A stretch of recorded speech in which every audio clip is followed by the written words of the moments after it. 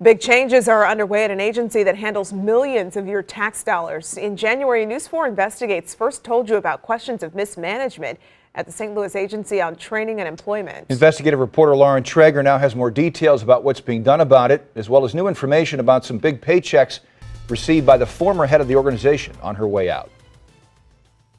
We obtained this document which shows that the former head of a St. Louis jobs agency received more than $37,000 from the city when she resigned last month. Finding a new head of the agency is one of the major changes happening right now.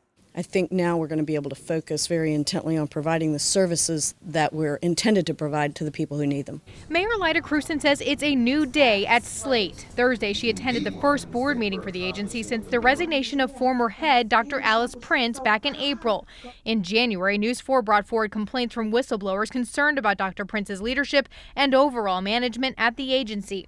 Now we've learned that according to a settlement agreement signed by the mayor, the city agreed to pay Dr. Prince close to $6,000 for medical insurance, $13,500 in accrued vacation leave, and an additional sum of more than $18,000. In exchange, Dr. Prince agreed not to take up any claims against the city and waived any rights to ever be reemployed with the city of St. Louis. We asked the mayor Thursday if the payout was appropriate. I think it was appropriate. It was really a resignation. She resigned, and we agreed that, as in many cases, you have some severance agreement. And we also wanted to be able to visit with her if need be about information that we needed about what had happened. So she received a few paychecks. Crusten, who has repeatedly defended Dr. Prince, also signed a glowing reference letter for her future employment. Most of these issues that have been raised have been issues for many years, not just for the last year or 2 years or 3 years,